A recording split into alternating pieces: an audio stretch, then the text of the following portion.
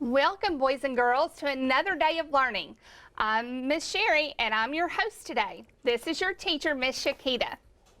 For this lesson, you will need a sheet of paper, pencil, or marker to complete the activity at the end of this lesson. Today, we will read and learn more about fish. All right. Thank you, Miss Sherry. All right, boys and girls, you all have learned that scientists study the characteristics of animals. They do this to divide the animal kingdom into different groups, such as mammals and reptiles. Today, you're going to learn about another group of animals within the animal kingdom called fish. Fish are aquatic animals, meaning they spend their lives under water. Most fish are cold-blooded. Their body temperature changes with the temperature of the water. Fish are also vertebrates. In fact, they are the largest group of animals on Earth that are vertebrates. Earth is covered mostly by water, so it makes sense that fish are the most common vertebrates. There are many different types and sizes of fish. So today, what we're going to do, we're going to dive deep into learning and reading more about fish. But before we get started, I'm going to review some vocabulary words that will help us understand our story. So I want you all to look at our anchor chart. Now you would notice on the anchor chart, we have the word, the definition, and the picture. So our first word is aquatic. What's my word, boys and girls? You're right. So aquatic is having to do with water. So when you think about aquatic, I want you to think about this picture. Look at this picture. This is a person in the water and they're enjoying themselves. So aquatic is having to do with water. Now I'm going to show you a hand motion so that when you hear the word aquatic, I want you to do that hand motion. So when you hear the word aquatic, I want you to go just like this, because that means we're going straight through the water. Let me see you do that, boys and girls. Awesome. Now, Miss Sherry, can you give us a sentence using the word aquatic? I'd love to. All right, here's one. I love aquatic sports. My favorite is jet skiing. All right, that's such a great sentence, Miss Sherry. Now, my next word, boys and girls, is gills. What's my word, boys and girls? You're right. Now, gills are organs that fish use to breathe the oxygen in water. Now you may be saying, well, we use something to breathe, but it's not called gills. You're correct. We use our nose, and here they have the gills. And if you look at our picture, you would see the circle which has the gills. So for a hand gesture for gills, since you know we breathe out our nose or our mouth, we're going to just put our hands over our nose just like this to help us think about gills, because it helps them breathe. Now, Miss Sherry, can you give us a sentence using the word gill? I sure can. Whereas land animals use their lungs to breathe the oxygen in air, fish use their gills to breathe the oxygen in water. All right, thank you, Miss Sherry. Boys and girls, let's go to our next word. The next word is fins. What's my word, boys and girls? Awesome. Fins are body parts of a fish that helps its body move through water. Now, if you look at our picture, you would notice I have the fins circle, and they're colorful. They're so beautiful.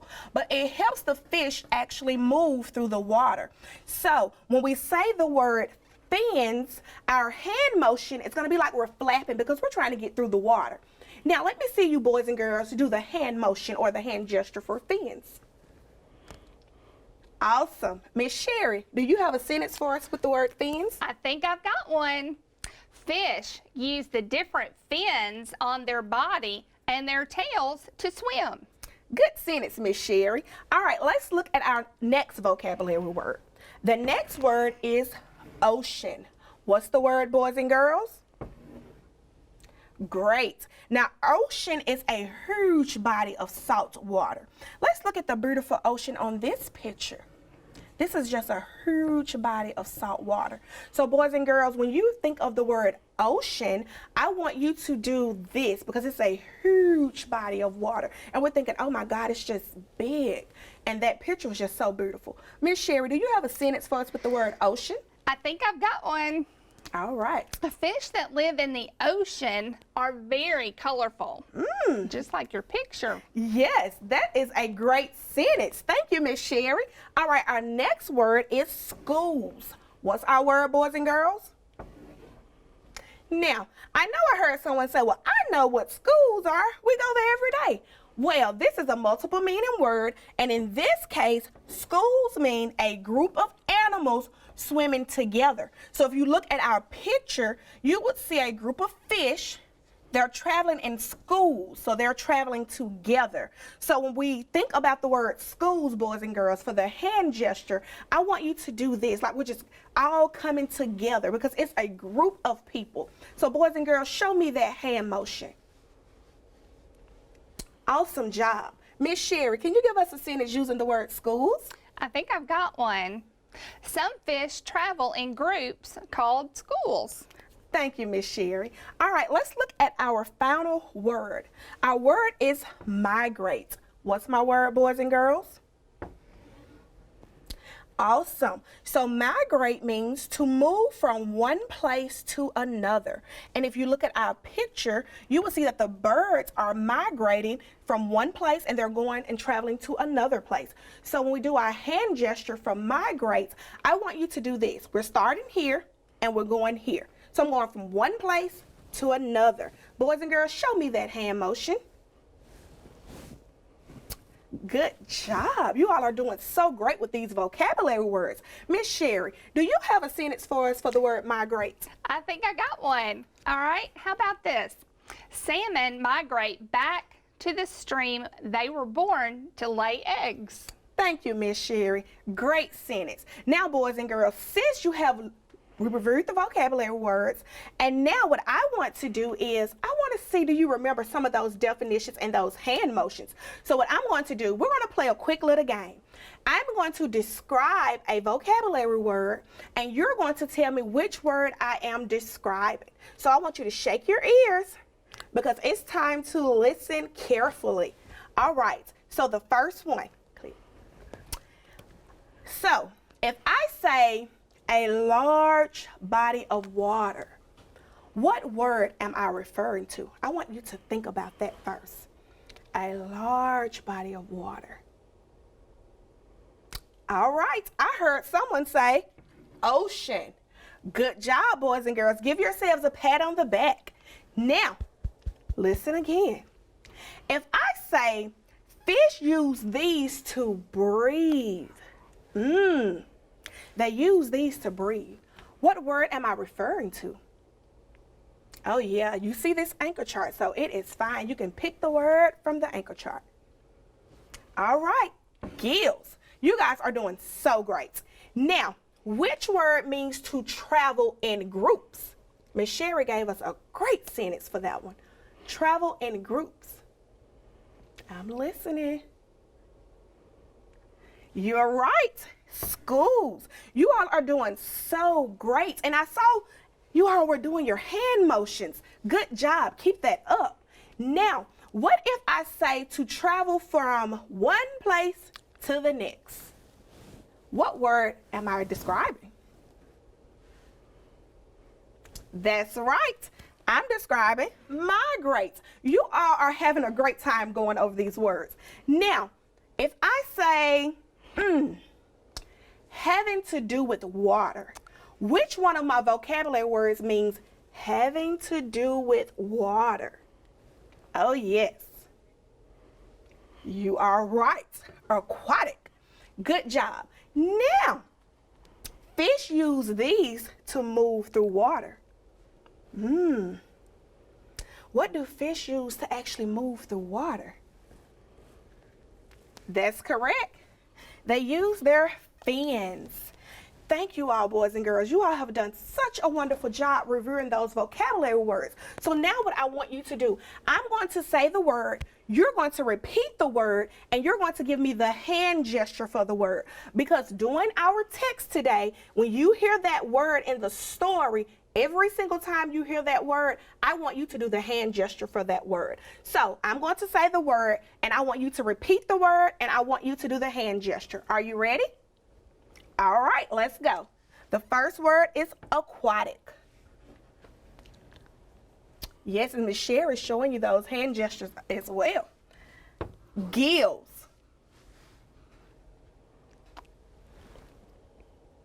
Good job. Fins. Oh, I love those hand motions. Ocean. I can hear you all repeating those words. Good job. Schools. Awesome. Final word, migrate.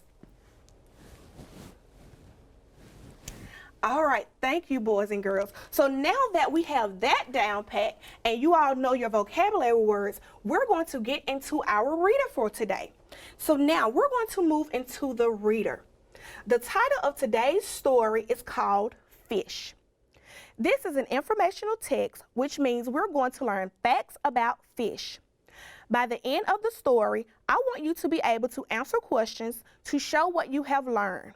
All right. Put your listening ears on, and we are going to look at these slides and learn more about fish.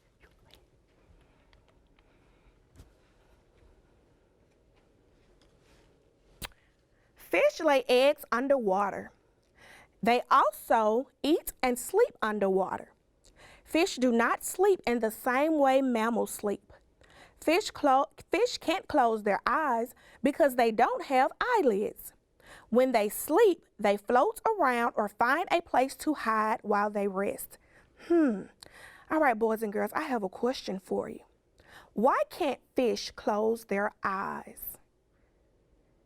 I hear you all thinking.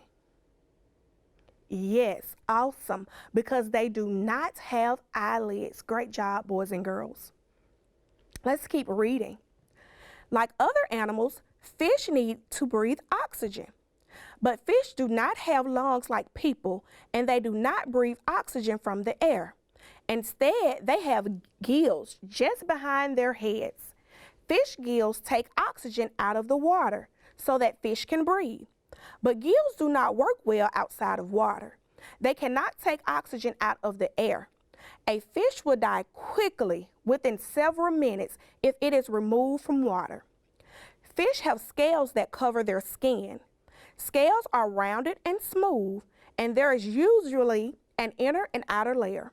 The scales protect the skin and help fish move easily through the water.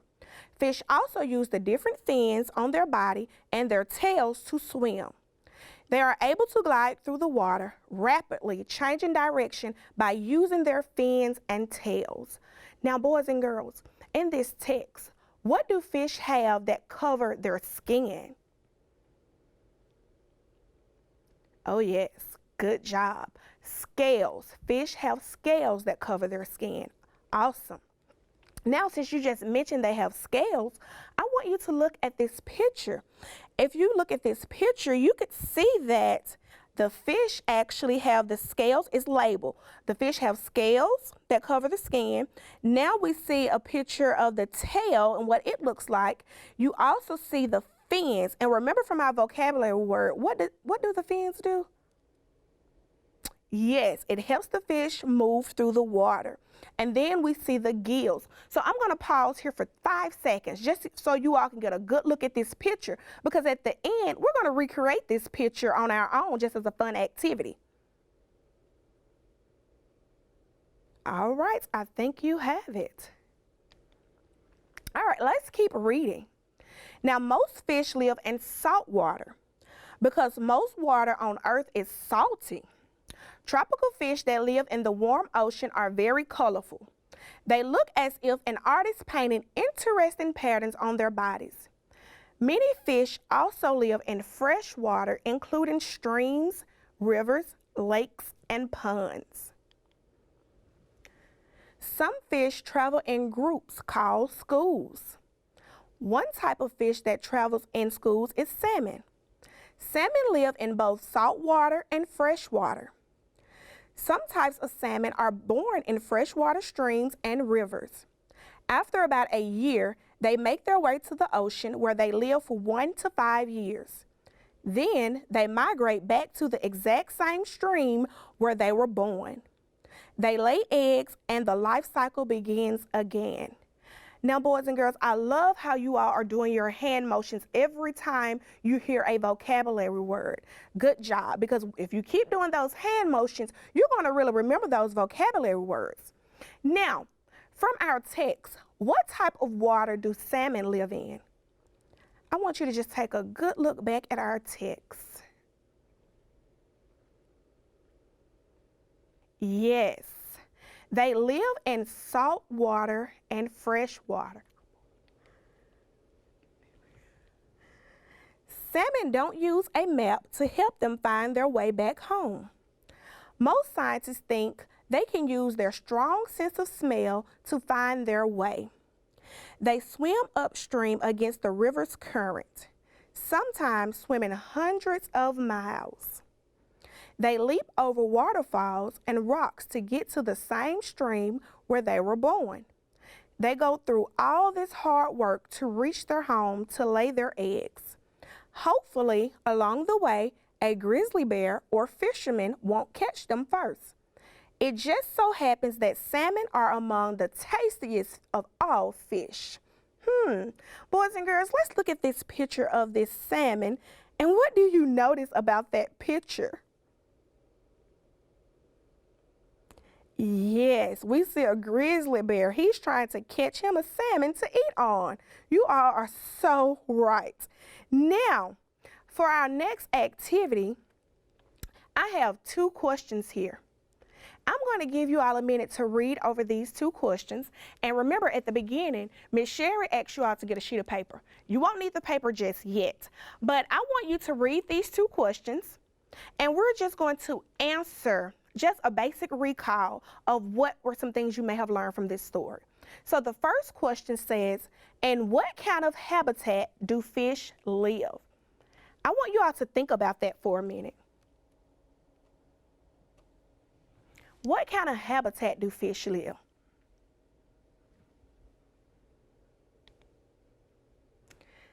I heard someone say they live in aquatic habitats.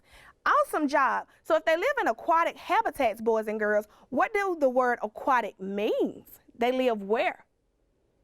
I hear you all screaming. They live in water. Yes. All right. So next, would you classify fish as warm-blooded or cold-blooded animals? And then I want you to tell me why. So just think about that for a minute.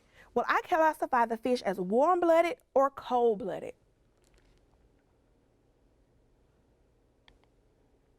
I heard someone say fish are cold-blooded animals because their body temperature changes with the temperature of the water. Awesome job, boys and girls. So now, I want you all to get out your sheet of paper, because for question number 3, it says label the parts of the fish body. But before we do that, I want to have a little fun with you all, and let's act like we're some artists. We're going to draw the fish, and then after we draw the fish, we're going to label each body part. So I'm going to walk you through the steps on how to actually draw a fish. Now, you all should have your paper and pencil in front of you. The first thing I want you to do is draw an oval, because this is going to represent the body.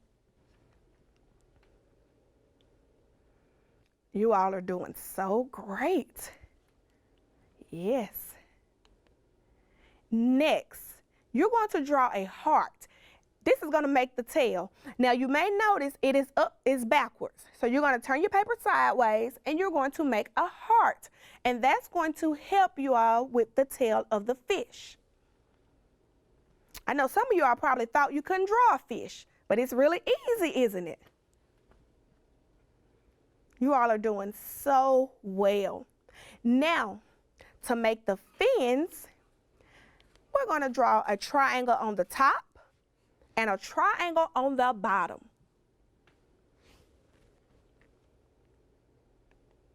Now, a fish needs some eyes. So we're going to put a dot at the front just to make our eye for the fish. Next, give me just a straight line and just make a mouth. You all are doing a wonderful job, boys and girls, drawing your fish. All right, We're going to do another triangle just to represent the gills. You all are saying, oh, this is too easy. Awesome.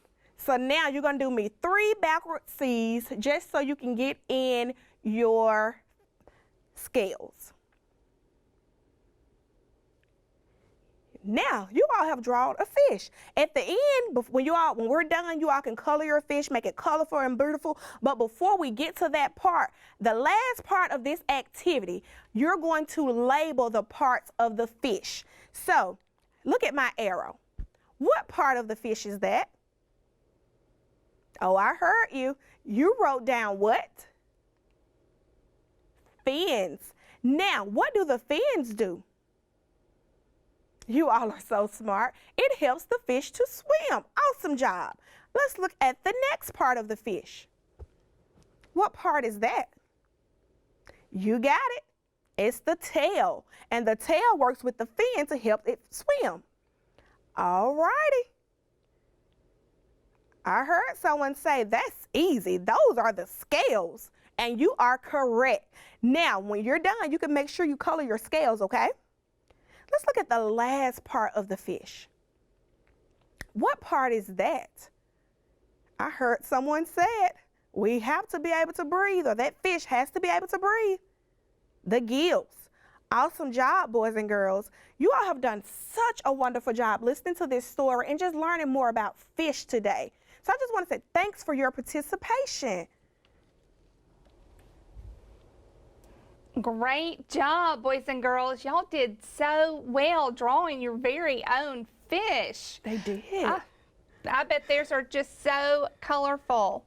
All right, well, that's the end of our lesson. So thank you for joining us today. Remember, all rights and credits from this lesson belong to Core Knowledge Language Arts. We would like to thank them for publicly sharing these materials. The views and opinions expressed in this lesson are those of the Core Knowledge authors and do not necessarily reflect the official policy or position of the Mississippi Department of Education. That's all for now. Bye, friends. Hi.